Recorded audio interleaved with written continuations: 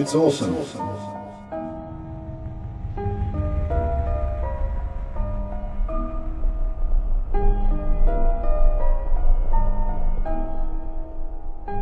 It's complicated.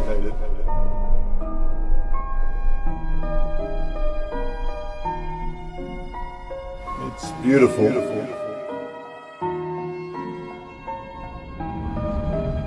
And it's infinitesimally small.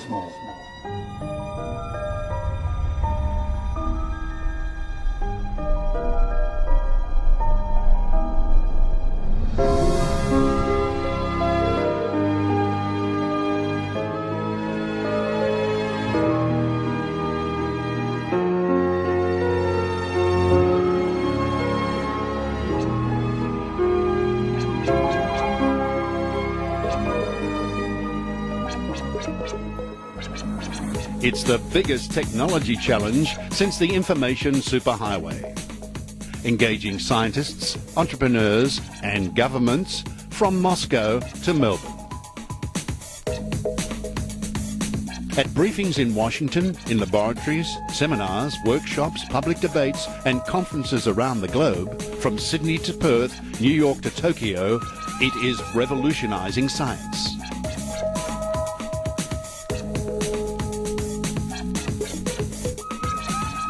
Not visible to the naked eye, tiny self-assembling systems like these offer big solutions to some of the world's most complex problems.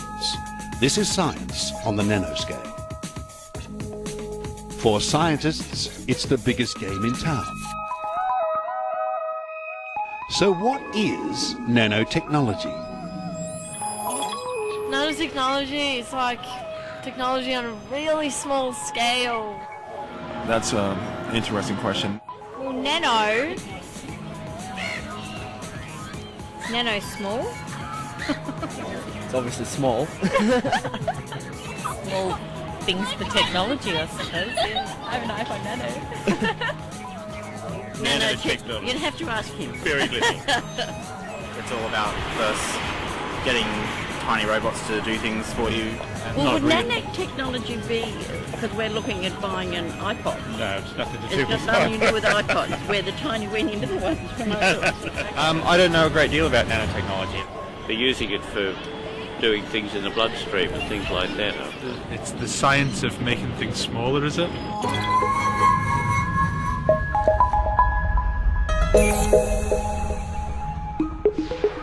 There's so much mystique about nanotechnology. 1 nanometer is 1/1000th of a metre, about the size of 6 carbon atoms, or slightly less than 1 water molecule. Almost too small to imagine. And nanotechnology is the science of interacting with atoms and molecules to modify the way they behave. By chemically creating ferrofluids, for example, or liquid magnets that exhibit this bizarre spiking behaviour in response to external magnetic fields. Or by fabricating nanoscale semiconductor crystals known as quantum dots, sometimes called artificial atoms, that glow like Christmas lights. Or by waving the alchemist wand over very fine particles of gold in solution to modify their shape and size, effecting dramatic colour changes from yellow through deep blue to red, depending on the size of the nanoparticles. Scientists have been modifying materials for decades. In fact, nanotechnology's been around since the early Romans.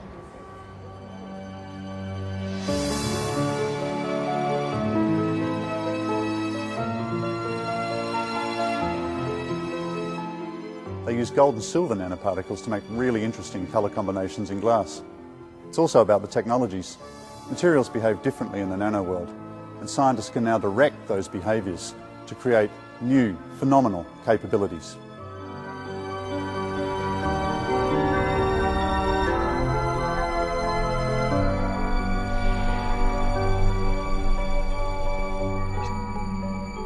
Like liquid electronics in your smartphone, embodying nanoparticles suspended in liquid that go where you want them to go.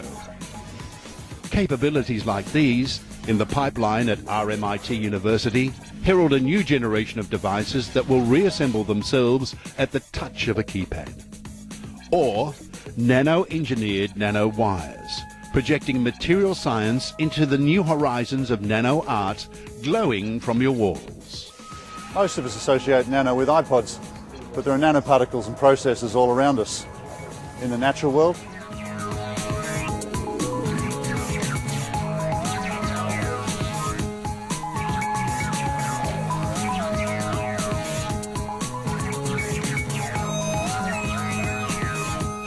and in the manufactured one.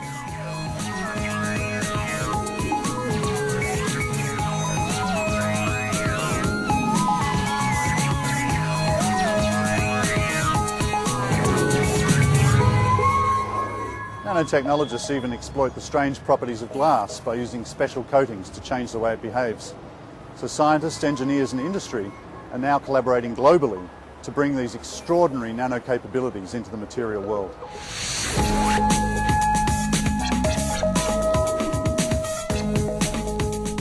This is a multi-million-dollar hub, a workshop where scientists and engineers from universities, industry, organisations like CSIRO from around Australia and even internationally come together to use nanotechnology and nanofabrication tools to solve real-world problems in health, in water, in energy, and even the next generation of consumer gadgets to build viable manufacturing industry in Australia.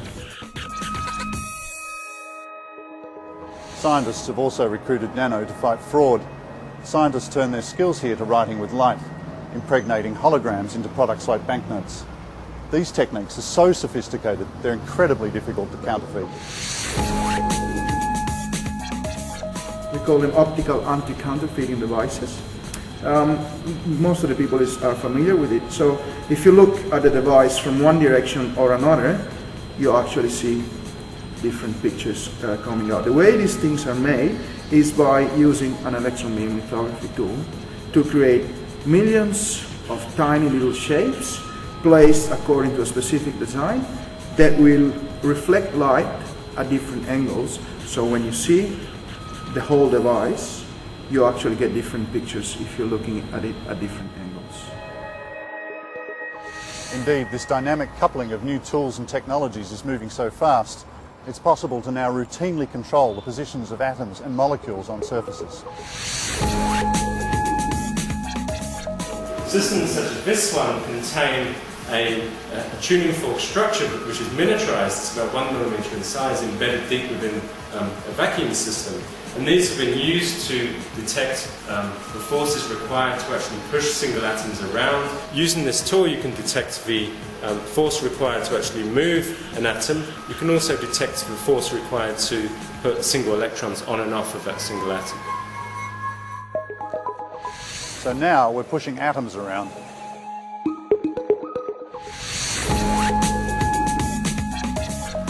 Imagine what we can create. Now we can visualise atoms and molecules. We can create tailored nanostructures. We can create special molecules. These might perhaps be used in next generation solar cells. Maybe they'll be used in next generation computers. We could even create a nanoparticle which could target individual cancer cells with the chemotherapy drug. We've got the chance to create special molecules which might be able to be used to clean water, or nanostructures that might be able to be used to remediate lands. The possibilities are really quite endless. Just imagine what we could do over the next 20 years. It's nanotechnology's designer solutions that will light up our future. Using photovoltaic energy that's cheaper than fossil fuel. Oil-gobbling robots to clean up our oceans.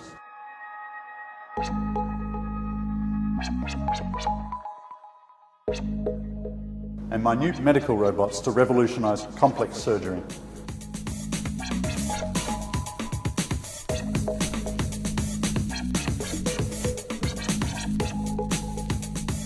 The science behind devices like these begins where technology interacts with biology.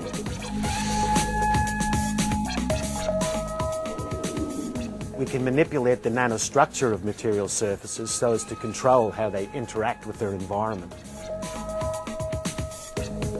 We're seeking biocompatibility in these materials in order to make structures on which we can get living cells to regenerate. in this case, bone and cartilage cells in a badly injured knee.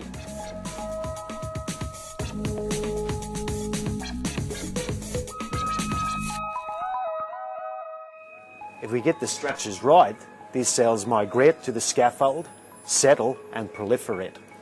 They secrete proteins that self-assemble to fill up the pores. With bone, bone and cartilage, or cartilage. What happened to the scaffold? It degrades into harmless chemicals that the body excretes. We also work with layers on nanoparticles to create smarter anti-cancer therapies. We encapsulate the drug so it doesn't degrade too quickly. So the Y-shaped molecules are antibodies, and these can help target the capsules towards cancer cells and help them penetrate inside.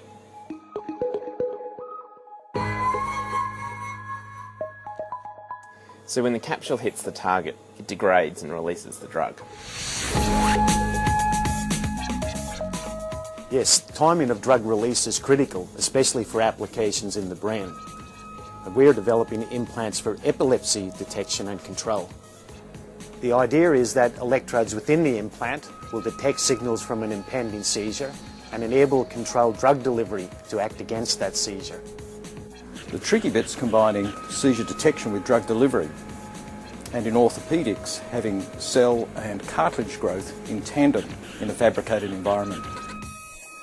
So what does the future hold? If we get it right, new freedom for people with epilepsy. We can take regenerative medicine to a new level, enabling advances in nanotechnology to facilitate more effective bone, cartilage, nerve and muscle regeneration.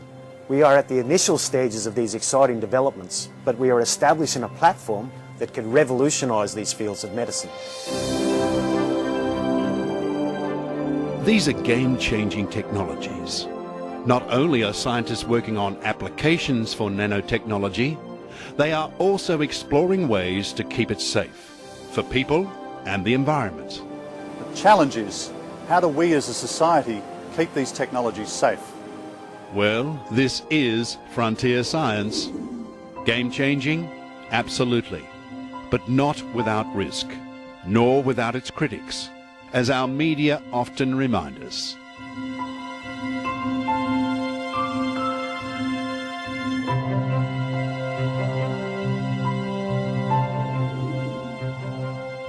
Consumer groups are quite concerned about the ineffective or unregulated nature of nanomaterials in consumer products such as sunscreens, cosmetics, as well as food and food contact materials.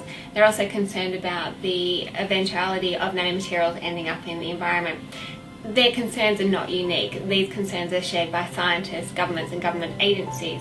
The potential implication of the technology is huge, but we can't allow it to develop and come onto the market without an effective regulatory framework to govern it.